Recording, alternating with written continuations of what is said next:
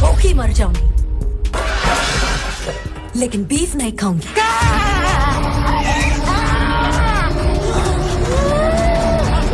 The Kerala story 2 goes beyond ಸಿನಿಮಾದ ಟೀಸರ್ಗೆ beef ದೃಶ್ಯ ವಿವಾದ, ಸೋಷಿಯಲ್ ಮೀಡಿಯಾದಲ್ಲಿ ಟ್ರೋಲ್ ಯುದ್ಧ.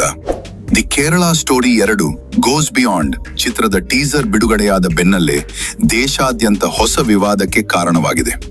ಟೀಸರ್ನಲ್ಲಿ ಪ್ರಮುಖ ಪಾತ್ರಧಾರಿಗೆ ಒತ್ತಾಯಪೂರ್ವಕವಾಗಿ ಗೋಮಾಂಸ ಬೀಫ್ ತಿನ್ನಿಸುವ ದೃಶ್ಯವು ಕೇರಳ ಸೇರಿದಂತೆ ಹಲವು ರಾಜ್ಯಗಳಲ್ಲಿ ಆಕ್ರೋಶ ಹುಟ್ಟಿಸಿದೆ. ಏನು ವಿವಾದ? ಚಿತ್ರದ ಒಂದು ದೃಶ್ಯದಲ್ಲಿ ಮಹಿಳಾ ಪಾತ್ರಧಾರಿಯನ್ನು ಬಲವಂತವಾಗಿ ಬೀಫ್ ತಿನ್ನಿಸುವುದಾಗಿ ತೋರಿಸಲಾಗಿದೆ. ಈ ದೃಶ್ಯವನ್ನು ಕೆಲವರು ಧಾರ್ಮಿಕ ಅಜೆಂಡಾ ಎಂದು ಆರೋಪಿಸುತ್ತಿದ್ದು, ಕೇರಳದ ಆಹಾರ ಸಂಸ್ಕೃತಿಯನ್ನು ತಪ್ಪಾಗಿ ಚಿತ್ರಿಸಲಾಗಿದೆ ಎಂದು ಸಾಮಾಜಿಕ ಜಾಲತಾಣಗಳಲ್ಲಿ ಅಭಿಪ್ರಾಯ ವ್ಯಕ್ತವಾಗುತ್ತಿದೆ. ಕೇರಳಿಗರ ಪ್ರತಿಕ್ರಿಯೆ: ಕೇರಳದಲ್ಲಿ ಬೀಫ್ ಸಾಮಾನ್ಯ ಆಹಾರ ಪದ್ಧತಿಯ ಭಾಗವಾಗಿದೆ. ಪರೋಟ ಇಲ್ಲದೆ ಬೀಫ್ ಹೇಗೆ ಎಂಬ ಹಾಸ್ಯಭರಿತ ಟ್ರೋಲ್ಗಳು ಇನ್ಸ್ಟಾಗ್ರಾಮ್, ಫೇಸ್ಬುಕ್ ಹಾಗೂ ಯೂಟ್ಯೂಬ್ನಲ್ಲಿ ಟ್ರೆಂಡ್ ಆಗಿವೆ. ಕೆಲವರು ಬೀಫ್ ತಿನ್ನಿಸುವುದು ವಿವಾದವಾಗಬಾರದು, ಅದು ವೈಯಕ್ತಿಕ ಆಹಾರ ಪದ್ಧತಿ ಎಂದು ಪ್ರತಿಕ್ರಿಯಿಸಿದ್ದಾರೆ. ಉತ್ತರ ದಕ್ಷಿಣ ಟ್ರೋಲ್ ಯುದ್ಧ. ಸೋಷಿಯಲ್ ಮೀಡಿಯಾದಲ್ಲಿ ಈ ವಿಷಯ ಉತ್ತರ ಮತ್ತು ದಕ್ಷಿಣ ಭಾರತೀಯರ ನಡುವೆ ಟ್ರೋಲ್ ಯುದ್ಧಕ್ಕೆ ತಿರುಗಿದೆ. केरला स्टोरी मूवी के एक वीडियो कंडुकोंडु आज मेरा घर पे बीफ बनाया.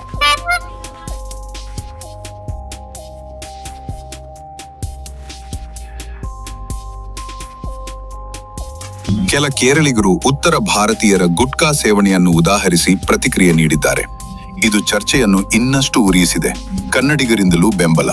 ಕೆಲ ಕನ್ನಡಿಗರು ಕೇರಳದ ಆಹಾರ ಸಂಸ್ಕೃತಿಗೆ ಬೆಂಬಲ ವ್ಯಕ್ತಪಡಿಸಿದ್ದು, ಒಂದು ಸಮುದಾಯದ ಆಹಾರವನ್ನು ರಾಜಕೀಯ ಅಜೆಂಡಾಕ್ಕೆ ಬಳಸಬಾರದು ಎಂದು ಅಭಿಪ್ರಾಯಪಟ್ಟಿದ್ದಾರೆ. ಮತ್ತೊಂದೆಡೆ ವಿವಾದದ ಮೂಲಕ ಸಿನಿಮಾಗೆ ಉಚಿತ ಪ್ರಚಾರ ಸಿಗುತ್ತಿದೆ ಎಂಬ ಅಭಿಪ್ರಾಯವೂ ವ್ಯಕ್ತವಾಗಿದೆ. If you want, you can call it as an unofficial food of Kerala. And you know one thing, the best combination to have it with this is Kerala. And you know the reason. ನಟ ಪ್ರಕಾಶ್ ರಾಜ್ ತಮ್ಮ ಇನ್ಸ್ಟಾಗ್ರಾಂನಲ್ಲಿ ಆಹಾರ ಹಕ್ಕಿನ ಬಗ್ಗೆ ಸ್ಪಷ್ಟವಾಗಿ ಮಾತನಾಡಿ, Christian beef ಕರಿ, coconut beef ಒಮ್ಮೆ ಸವಿದು ನೋಡಿ ಎಂದು ಬರೆದು ಸಮರಸ್ಯದ ಸಂದೇಶ ಹಂಚಿಕೊಂಡ್ರು. ಅದನ್ನು ನಟ ಕಿಶೋರ್ ರಿಪೋಸ್ಟ್ ಮಾಡಿದರು. ಮತ್ತೊಂದು ಪೋಸ್ಟ್ನಲ್ಲಿ ಪ್ರಕಾಶ್ ರಾಜ್ ಸಸ್ಯಾಹಾರದಿಂದ ಹಿಡಿದು ಮೀನು, ಹಂದಿ ಫ್ರೈವರೆಗೆ ಎಲ್ಲ ಆಹಾರ ಪದ್ಧತಿಗಳು ಒಟ್ಟಿಗೆ ಬದುಕುತ್ತಿರುವ ಭಾರತದ ಚಿತ್ರಣವನ್ನು ನೆನಪಿಸಿದರು.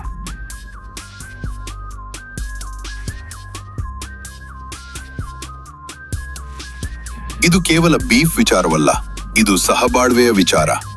ಹಿನ್ನೆಲೆ: 2023ರಲ್ಲಿ ಬಿಡುಗಡೆಯಾದ ದ ಕೇರಳ ಸ್ಟೋರಿ ಚಿತ್ರವು ಮತಾಂತರ ಮತ್ತು ಉಗ್ರಗಾಮಿ ಸಂಘಟನೆಗಳ ವಿಷಯವನ್ನು ಆಧರಿಸಿ ಭಾರೀ ಚರ್ಚೆಗೆ ಗ್ರಾಸವಾಗಿತ್ತು. ಇದೀಗ ಅದರ ಮುಂದುವರಿದ ಭಾಗ ದಿ ಕೇರಳ ಸ್ಟೋರಿ 2 ಮತ್ತೆ ವಿವಾದದ ಕೇಂದ್ರ ಬಿಂದುವಾಗಿದೆ. ಒಂದು ಸಿನಿಮಾದ ಟೀಸರ್ ದೃಶ್ಯವು ಆಹಾರ ಸಂಸ್ಕೃತಿ, ಧಾರ್ಮಿಕ ಭಾವನೆಗಳು ಮತ್ತು ರಾಜಕೀಯ ಚರ್ಚೆಗಳ ನಡುವೆ ದೊಡ್ಡ ಸಾಮಾಜಿಕ ಮಾಧ್ಯಮ ವಾದ ಪ್ರತಿವಾದಕ್ಕೆ ಕಾರಣವಾಗಿದೆ. ಒಂದು ಸಿನಿಮಾದ ಟೀಸರ್ ದೃಶ್ಯವು ಆಹಾರ ಸಂಸ್ಕೃತಿ, ಧಾರ್ಮಿಕ ಭಾವನೆಗಳು ಮತ್ತು ರಾಜಕೀಯ ಚರ್ಚೆಗಳ ನಡುವೆ ದೊಡ್ಡ ಸಾಮಾಜಿಕ ಮಾಧ್ಯಮ ವಾದ ಪ್ರತಿವಾದಕ್ಕೆ ಕಾರಣವಾಗಿದೆ. Give me paratha together with beef. Who is the director of this movie? Who is that fool?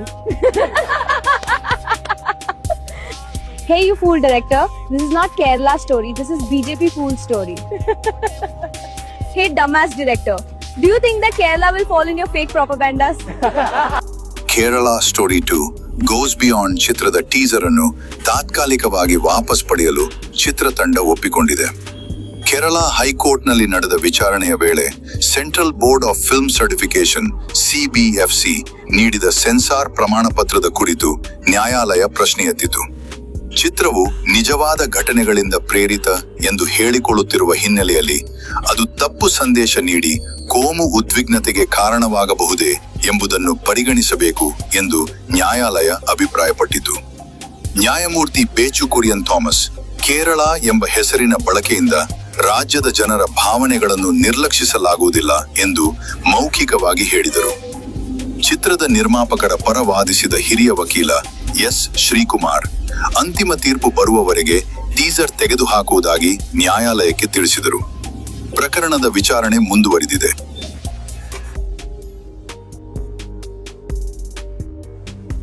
And beef parota is the best. Only parota? Beef parota. Beef. Kerala. Beef parota is the best. Do you like beef? Yes. Yes. Do you like? ಇದು AR news channel action and reaction. ಇದು ವದಂತಿ ಅಲ್ಲ, ವಾಸ್ತವ. ಈ ಮಾಹಿತಿ ನಿಮಗೆ ಇಷ್ಟ ಆಗಿದ್ದರೆ ಶೇರ್ ಮಾಡಿ, ಕಮೆಂಟ್ ಮಾಡಿ, ಲೈಕ್ ಮಾಡಿ.